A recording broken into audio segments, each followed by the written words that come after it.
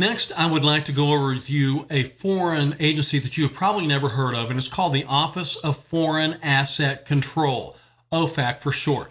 The Office of Foreign Asset Control was founded during World War II, and at that time, its main purpose was to ensure that no American business was doing any type of business transactions with enemies of the United States. And obviously, during World War II, we had several enemies. I think the purpose of OFAC and their establishment back during World War II was to ensure, say, for example, that no American tank manufacturers were selling tanks to Germany at the time that we were at war with. I think they were wanting to ensure that no American plane manufacturers were doing any type of transactions, say, for example, with Japan.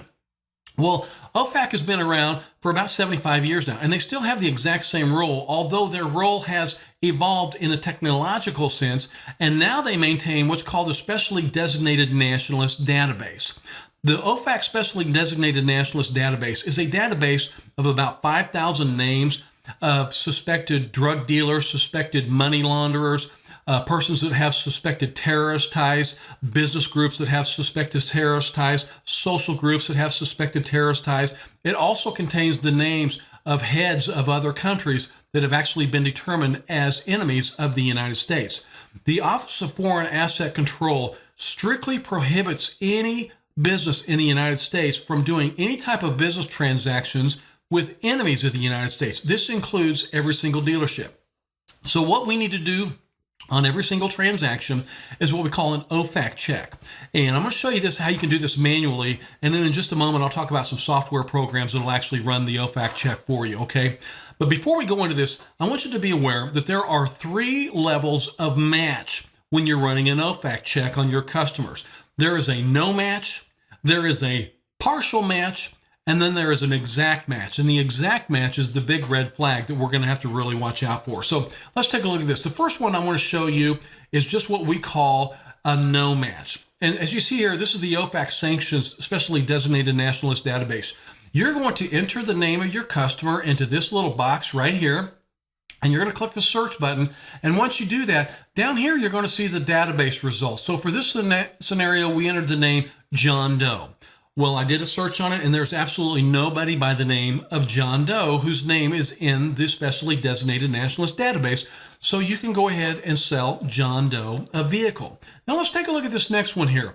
Now this is a little bit different, and this one is what we call a partial match. And so I entered the name here, Osama, and then click search. And as you're going to see down here in the database results, we do have several partial matches, such as Osama Trading Company Limited, Osama Carry Hafez Trading Establishment, Al Osama Trading Company Limited, Osama bin Muhammad bin Uwad. These are what we call partial matches, so you're okay to go ahead and do a transaction with a partial match. But on the next screen I want to show you is the big red flag, which is what we call an exact match. This is an OFAC exact match. So there's a name that I thought would probably be in here, and I entered the name Osama bin Laden, click search, and there we have an exact match. This is an exact OFAC match.